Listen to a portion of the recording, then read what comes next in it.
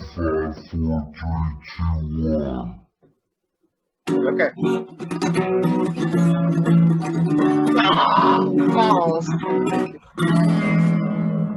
Hey, welcome to Inside the Music with your host, Andy Schwartman. Andy, what's going on today? Not much, except for we are finally doing an episode on the awesome rock and roll that came out of the 1990s and out of Seattle, Washington. Yes, the Seattle scene of the 1990s.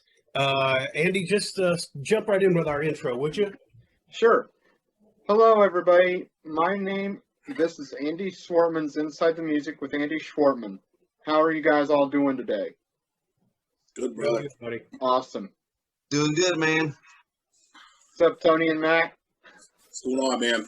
Not a whole lot, man. Not a whole heck of a lot. This is our special guest today, Mr. Matt Schlasinger. Welcome back, Matt, and thanks so much for joining us again. So, of course, good to be here. Thanks for having me again. And our old friend and frequent co-host, Tony Keefer, also with us. Greetings, Tony. What's going on, guys? Being there. Happy What's to up, be here. dude? Let me read this real quick and we'll get going. That's Andy. Let's see you. That's our host, Andy Schwartman, right there. Hello. He's the guy behind the curtain. Not this curtain. No.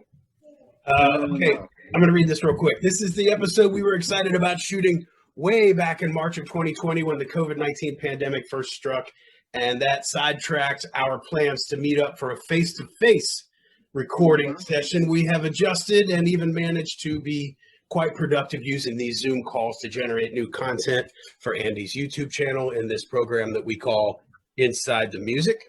Mm-hmm. Quite frankly, I'm excited to have this opportunity to finally pick up where we left off. It's been almost a year ago, and finally shoot this very special mini series of episodes about the legendary Seattle grunge rock scene. So thank you guys for being here. Of course. You're welcome. Andy, you got your notes there? Yes, I do. Why don't you pick up where I left off there right after Seattle grunge rock scene? Okay, Matt, this is almost like an extension of your recent appearance on the show. We'd like to start by talking to you about Pearl Jam, which I understand is your favorite band. Absolutely. And the rest of you guys just chime in whenever you want as we go along here. Okie So, doke. Matt, the first question is, and for my curiosity and whoever else is watching this, is how ever in the world did you discover Pearl Jam? I discovered Pearl Jam in 96, I think. Okay. My uncle gave me a copy of No Code on cassette for my birthday, Okay. and that was it. That was all I needed to hear. Nice. Which was a very weird one to pick up because everybody loved.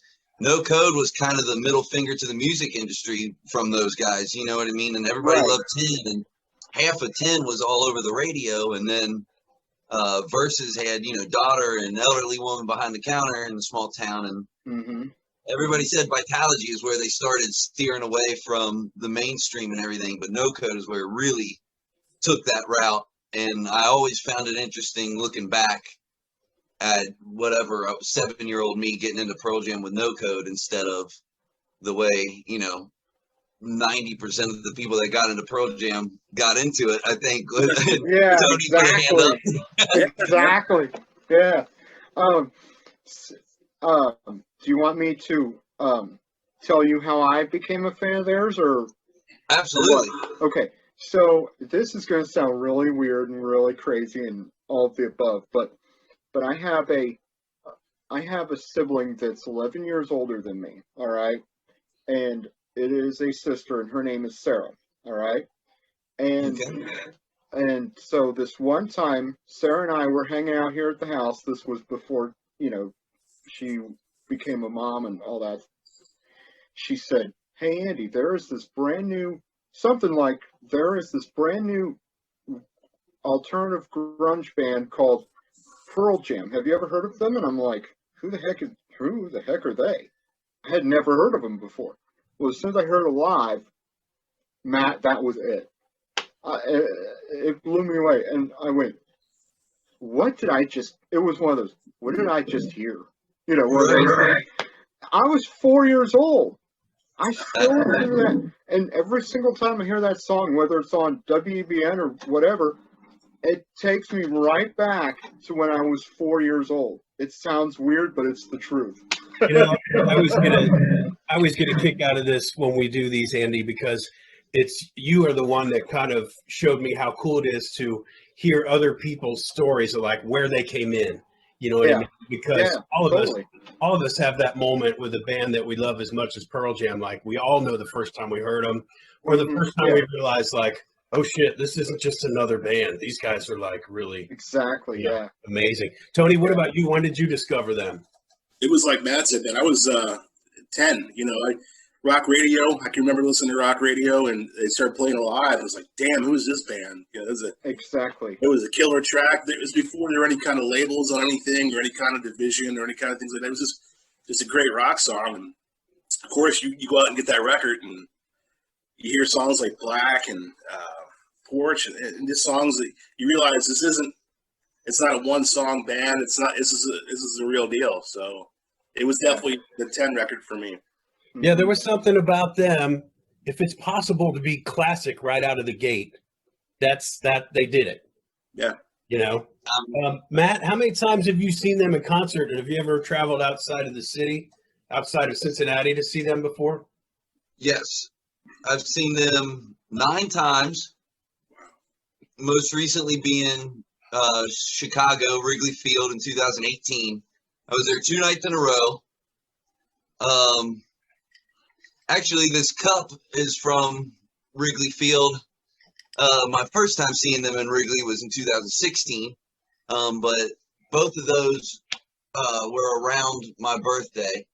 So back in 2000, I was 10 years old, 11 years old, and my uncle wanted to take me to go see Pearl Jam. Mom wouldn't let him. I was too young, whatever. Whatever the reason being, they played Cincinnati on my birthday, August 20th, 2000, and I couldn't go. So here we are, 2018, my uncle calls me, and he said, I'm finally going to take you to see Pearl Jam on your birthday. They announced Wrigley today. I was like, let's go. That's going to be great. So there were 18 years later, we finally made it happen. That's awesome. Is that Uncle Steve you're talking about? That's Uncle Steve. Yeah, man. So I'll take a quick opportunity to reiterate our open invitation for Uncle Steve to join us for one of these conversations, hopefully soon. I'm sure we can. I'm having a hard time believing this is all going to fit into 3 episodes, so I'm sure we can bring it back. Right? Exactly right. Hey, Tony, what did you think of the latest Pearl Jam record, Gigaton?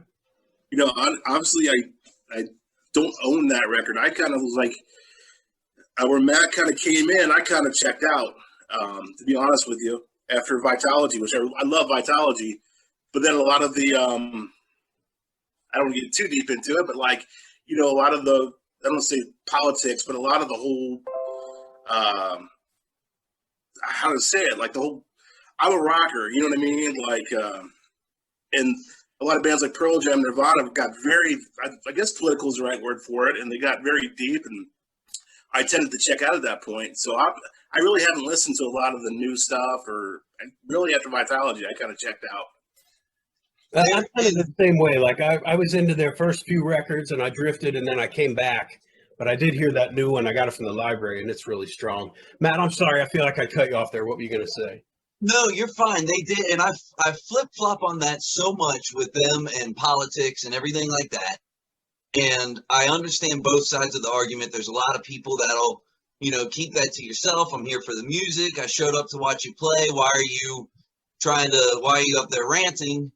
But then I also feel that as an artist with the stage in that venue, it's kind of, you know, an obligation to speak up about things you're passionate about.